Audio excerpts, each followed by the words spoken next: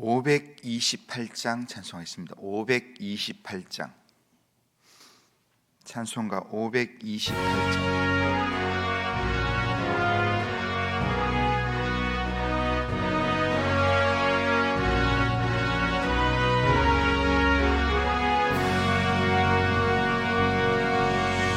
예수가 우리를 부르는 소리 금성 부드러워 문 앞에 나와서 사면을 보며 우리를 기다리네. 오라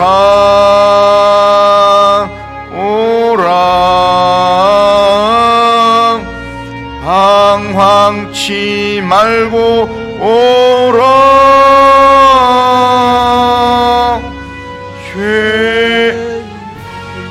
죄는 자들아 이리로라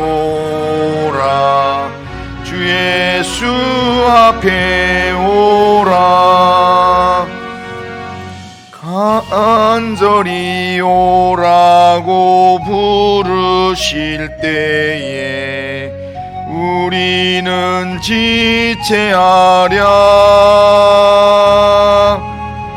주님의 은혜를 외안히 받고 옷들은 채하려나.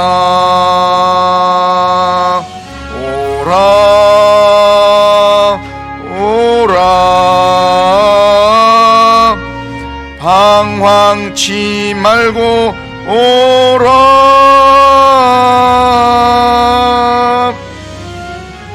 죄 있는 자들아 이리로라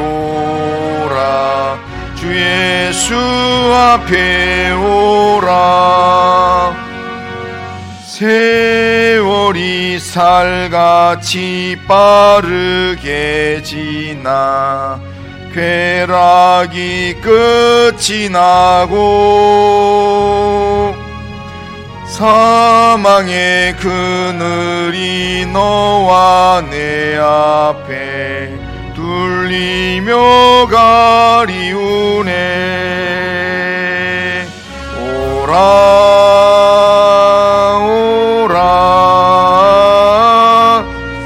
방황치 말고 오라 죄 있는 자들아 이리로라 주 예수 앞에 오라. 우리를 위하여 예비해 두신 영원한 집이 있어 죄 많은 세상을 떠나게 될 때 영접해 주시겠네. 오라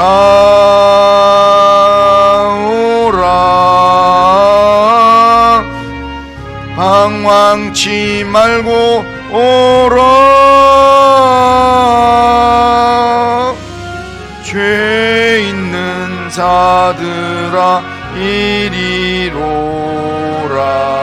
주 예수 앞에 오라.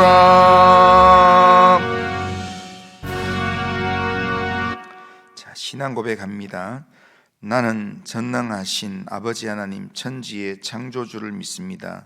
나는 그의 유일하신 아들 우리 주 예수 그리스도를 믿습니다. 그는 성령으로 잉태되어 동정녀 마리아에게서 나시고 본디오 빌라도에게 고난을 받아 십자가에 못 박혀 죽으시고 장사된 지 사흘 만에 죽은 자 가운데서 다시 살아나셨으며 하늘에 오르시어 전능하신 아버지 하나님 우편에 앉아 계시다가 거기로부터 살아있는 자와 죽은 자를 심판하러 오십니다. 나는 성령을 믿으며 거룩한 공교회와 성도의 교제와 죄를 용서받는 것과 몸의 부활과 영생을 믿습니다. 아멘. 자, 하나님 말씀은 마가복음 2장 13절에서 28절입니다. 마가복음 2장 13절에서 28절까지 13절에서 28절까지 한 절씩 교독하겠습니다. 예수께서 다시 바닷가에 나가심에 큰 무리가 나왔거늘 예수께서 그들을 가르치시니라. 또 지나가시다가 알페오의 아들 레위가 세관에 앉아 있는 것을 보시고 그에게 이르시되 나를 따르라 하시니 일어나 따르니라.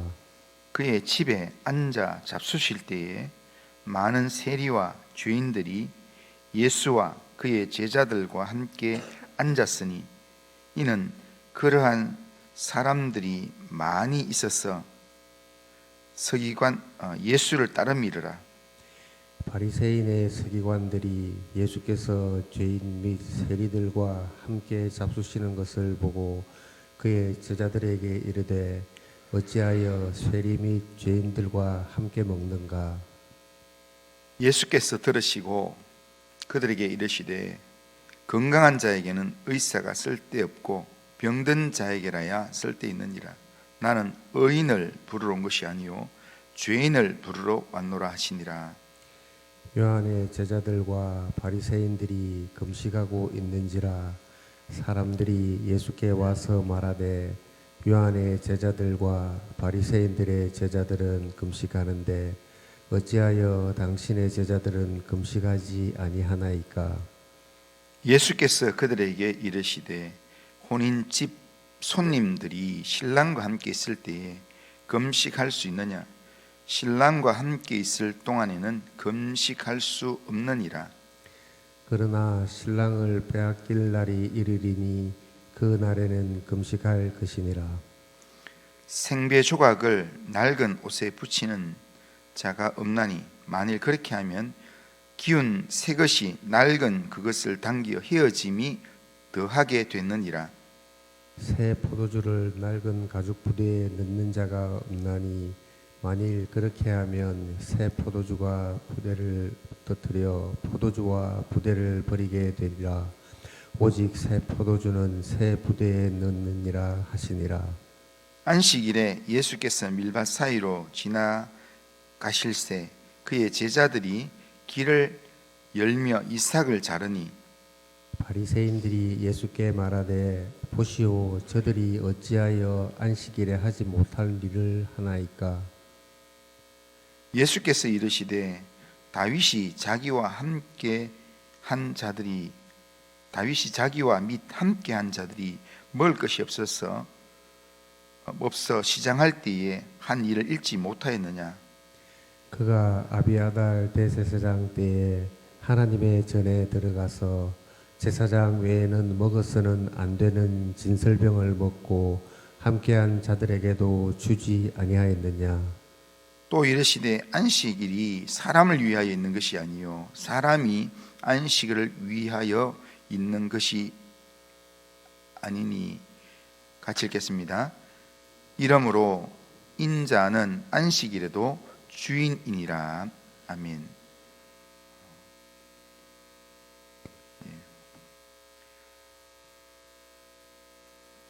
27절 제가 거꾸로 읽은 것 같으네요. 안식일이 사람을 위하여 있는 것이요 사람이 안식을 위하여 있는 것이 아니다. 자, 오늘 우리가 읽은 이 본문은 예수님께서 레위를 제자로 부르시는 내용, 그리고 예수님을 따르는 제자들이 금식하지 않는 것을 인하여서 비난하는 바리새인들에게 예수님께서 새 시대의 도래를 말씀하시면서 그들의 이 지적하는 내용들을 바로 잡으시는 그런 내용이 나옵니다. 먼저 13절을 보면 예수께서 다시 바닷가에 바닷가에 나가심에 큰 무리가 나왔거늘 예수께서 그들을 가르치시니라. 그렇게 되어 있습니다. 여기 보면 다시 바닷가에 나가셨다라는 말이 나오는데요, 여기에 다시라는 말과 바닷가라는 말은 이 헬라어로 보면 그 바닷가라고 되어 있습니다. 그러니까 앞에서 한번 나왔던, 예수님이 가르치고 제자를 불렀던 바로 그 바닷가, 거기에 다시 나가셨다, 이렇게 말합니다. 이 말은 이전에 갔었는데 또다시 그 바닷가에 나가셨다라는 말이고요.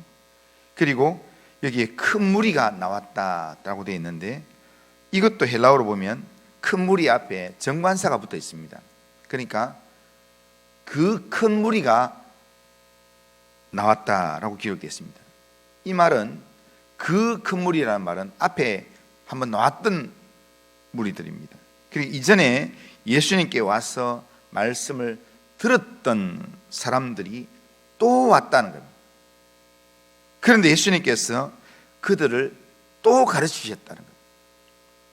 예수님께서는 무리들이 하나님 나라의 비밀을 깨달을 때까지 예수님은 찾아오면 또 가르치고 또 가르치는 그런 분이십니다. 우리의 관점에서 보면 언제까지 우리에게 가르치는가 하면, 우리가 그 예수님의 말씀을 깨닫고 순종할 때까지 우리를 가르치고 말씀을 우리에게 가르쳐 주신다는 겁니다. 그러기에 우리는 날마다 우리를 가르치시는 예수님의 마음을 알아서 매일의 삶에서 배우는 자의 삶을 살아야 되고, 그리고 배우고 깨달은 말씀에 대해서는 우리가 순종하는 삶을 살아야 됩니다. 이것이 우리에게 오신 주님의 뜻이고, 또 주님이 일하시는 이 중심이십니다. 그러니까 우리는 매일매일 삶에서 우리를 가르치는 그 주님의 소리에 귀를 기울이고, 우리가 지난주에 들었던 말씀을 이번 주에 또 듣고, 또 지난 주간에 들었던 말씀을 오늘 또 듣는데도 불구하고 왜 그렇게 들려주시는가, 그 말씀에 우리가 순종하라고, 깨닫고 순종하라고 주님이 우리에게 말씀하신다는 걸 우리가 알고 말씀을 배우고 깨닫고 그 말씀에 순종하는 삶을 우리가 살아야 된다는 겁니다. 그리고 14절에 보면 예수님께서 레위를 부르시는 장면이 나옵니다. 레위라는 이름은 원래 이름은 레위라고도 하지만 마태라고 불려지는 사람입니다. 그런데 여기에 이 마가가 레위라고 특별히 했는 것은, 이름이 레위 마태인데, 그런데 레위라고 불렀던 이유는 그 조상이 성전에서 하나님을 섬기던 레위 지파였던 것 같습니다. 그런데 그 조상들이 성전에서 하나님을 섬기던 레위 지파였던 그 후손의 한 사람이 세관에 앉아서 세금을 거두는 일을 하고 있었습니다. 당시 세금을 거두는 사람은 로마의 하수인으로서 백성들을 이용해서 자기 재산을 늘리는 그 당시에 죄인의 대명사였습니다. 그래서 세리하면 죄인, 그리고 죄인과 세리, 이것은 같은 단어로 거의 반복되어 나왔습니다. 그런데 예수님께서는 레위가 세관에 앉아 있는 것을 보시면서 그를 제자로 부르셨다는 겁니다. 거기를 지나가던, 레위가 세관에 앉아 있을 때 그 앞을 지나가던 대부분의 사람들은 세관에 앉아 있는 레위를 보면서 정죄하고 인상을 찌푸리고 마음을 불편해하고 그렇게 지나갔지만, 예수님은 그 레위를 보시고는 제자로 불러서 그 자리에서 일어나게끔 만들었다는 겁니다. 그렇다면 예수님께서 레위를 제자로 부르신 이유가 무엇이겠습니까? 첫째는 예수님께서 레위를 긍휼히 여기셨기 때문입니다. 다른 사람들은 그를 죄인이라고 정죄했지만 예수님은 레위를 보면서 불쌍히 여겼다는 겁니다. 네가 거기 앉아 있을 사람이 아닌데, 그 마음으로 예수님께서 그를 불쌍히 여기시면서 그를 죄인의 자리에 있는 그 자리를 불러서 그 자리에서 나오도록 만들었다는 겁니다. 두 번째로 예수님께서 레위를 제자로 부르신 이유는 레위가 나중에 변화되어서 예수의 사람으로 바뀔 가능성을 미리 내다보셨기 때문입니다. 장차 예수님의 제자로서 신실한 믿음의 삶을 살고 이후에 마태복음을 기록할 자가 될 것을 예수님은 미리 내다보신 것입니다. 실제로 이 예수님의 제자 중에 베드로도 또 야고보, 요한도 실수를 하지만, 그렇지만 제자로 부름을 받고 난 다음에 마태가 실수했다라는 내용은 하나도 없습니다. 그러니까 철저히 자기를 겸손하게 주님을 따르는 자로 그렇게 묘사되어 있다는 겁니다. 그렇게 변화되는 이 레위의 가능성을 미리 내다보시고, 사람들은 그를 보면서 손가락질로 비난했지만, 그러나 예수님은 레위의 장차 변화될 가능성을 보시고 예수님의 제자로 불러내셨다는 겁니다. 우리 주님은 오늘 우리를 바라보실 때도 이런 이 가능성의 눈으로 우리를 바라보신다는 겁니다. 주님은 우리를 사랑하시는 분입니다. 우리에 대한 놀라운 계획을 가지고 계시고 우리의 변화의 가능성을 보시고 우리를 주님 곁으로 부르고 계신다는 겁니다. 이 주님의 부름에 레위처럼 즉시 일어나서 주님을 따르는 삶을 살아야 합니다. 우리가 주님의 부르심에 즉시 반응해서 주님을 따르는 삶을 살 때 우리와 함께 하시는 주님의 능력이 우리의 삶을 통해서 놀라운 영향력으로 나타나게 된다는 겁니다. 주님이 우리를 부르시는 그 부름에 우리가 즉각적으로 순종하는 삶이 필요합니다. 레위는 세리였던 자신을 제자로 불러주시는 주님의 은혜가 너무 감사해서 자기 집에 주님을 위해서 잔치를 배설했습니다. 그날 레위는 자기 집에 예수님을 초대함과 동시에 자기 동료 세리들을 많이 초청했습니다. 그러니까 세리들 중에도 마음이 갈급한 사람이 많았다는 겁니다. 그래서 죄인 취급을 당하던 많은 세리들과 죄인들이 함께 그 집에 있었습니다. 그 잔치 자리에서 예수님은 제자들과 또 세리와 죄인들과 함께 앉아서 식사를 나누었습니다. 이 모습을 보았던 바리새인들과 서기관들이 속으로 예수님에 대해서 비난을 했습니다. 그때 예수님께서 그들의 비난하는 그 마음들을 다 아시고 그들에게 말씀하시기를 17절에 이렇게 말씀했습니다. 건강한 자에게는 의사가 쓸데가 없고 병든 자에게라야 쓸데있는지라. 나는 의인을 부르러 온 것이 아니요 죄인을 부르러 왔노라 하시니라. 그렇게 말씀합니다. 이 말씀에서 우리가 확실하게 붙들어야 될 중요한 내용이 하나 있습니다.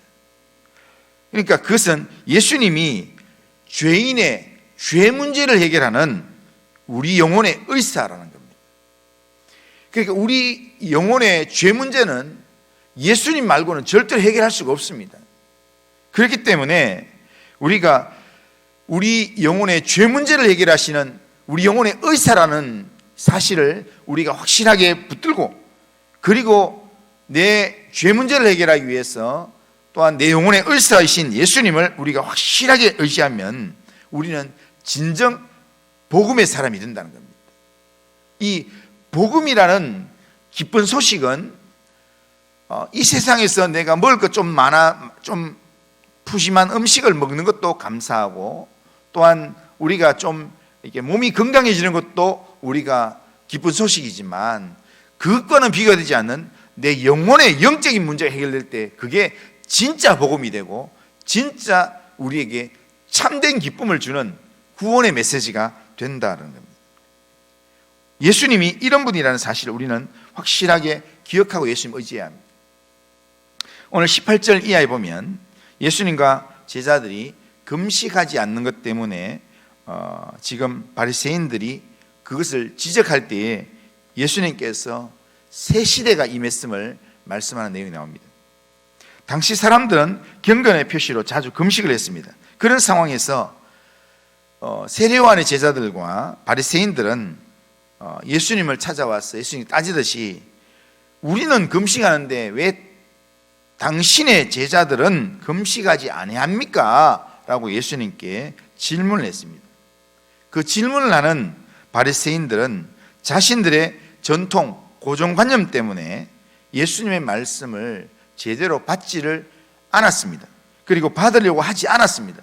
그러면서 예수님의 이런 행동들을 비난하기 시작했습니다. 이것만 비난하는 게 아니라 이제부터 지금 여기도 있고 또 뒤에 제자들이 지나가면서 이삭을 먹는 것도 나오고 뒤에 이제 많이 나올 겁니다. 그런 예수님의 말씀에 대해서 받아들이기보다는 예수님을 비난하는 내용으로 계속 등장하게 된다는 겁니다. 이런 비난하는 자들을 향하여서 예수님께서는 두 가지를 비유로 말씀하십니다. 첫째는 생배 조각을 낡은 옷에 붙이면 안 된다는 것. 생배 21절에 보면 생배 조각을 낡은 옷에 붙이는 자가 없나니 만일 그렇게 하면 기운 것이 낡은 그것을 당겨 헤어짐이 더하게 되느니라, 그렇게 말하고요. 그럼 두 번째는 새 포도주는 새 부대에 넣어야 된다라는 것을 말씀합니다. 22절에 보면 새 포도주를 낡은 가죽 부대에 넣는 자가 없나니 만일 그렇게 하면 새 포도주가 부대를 터뜨려 포도주와 부대를 버리게 되느니라. 오직 새 포도주는 새 부대에 넣느니라 하시니라, 그렇게 말씀합니다. 여기에 생배 조각, 새로운 이 새 섬유 조각, 그리고 새 포도주, 이것은 예수님께서 세상에 오셔서 가르치는 복음을 이야기합니다. 예수님께서 전하시는 이 복음 속에는 생명력이 있고 참된 기쁨이 있고 자유와 구원의 능력이 그 안에 담겨져 있습니다. 그러나 낡은 옷이나 이 낡은 가죽 부대는 지금 바리새인들이 주장하는 율법과 전통, 유대인들이 가지고 있는 고정화된 틀을 의미한다 할 수 있습니다. 그렇게 보면 생명이 담긴 복음의 능력은 이 전통과 율법이라는 낡은 이 부대에 담을 수가 없다는 겁니다. 그러니까 금식이라는 잣대 하나로 신앙을 평가하는 이런 낡은 사고의 틀을 가지고는 복음의 능력을 충분히 담아낼 수가 없다는 겁니다. 그러니까 안식일에 얼마를 걸어가야 되고 안식일에 뭔가를 해야 되고 뭔가를 하면 안 되고 이런 이렇게 이 사람을 이렇게 속박하는 그런 율법의 내용으로는 복음을 제대로 받아낼 수가 없다는 겁니다. 예수님께서 새 시대의 주인으로 오셨고 안식일의 주인으로 우리 가운데 오신 분이기 때문에, 그렇기 때문에 새 시대의 주인으로 오신 예수님 안에서 우리가 복음의 삶을 살기 위해서는 우리가 낡은 사고의 틀, 이런 이렇게 늘 그냥 뭔가 매여가지고 끌려다니는 율법적인 사고, 이런 사고는 다 내려놓고 새 부대인 복음의 말씀을 그냥 전적으로 받아들이고 그 말씀 안에서 우리가 새로워져야 된다는 겁니다. 그러니까 복음의 말씀이 우리에게 지시하시는 대로 그렇게 생각하고 복음의 말씀이 우리에게 말씀하시는 대로 우리가 그 말씀에 귀를 기울이고 그 말씀을 따라 살아가면 거기에 복음의 능력이 나타나게 되고 거기에 하나님의 나라가 확장된다는 겁니다. 우리의 삶이 생명의 주인을 온전히 의지함으로 복음의 능력을 우리가 충분하게 받아들이고 그 복음의 능력을 충분하게 드러내는 그런 새 부대가 되어야 된다는 겁니다.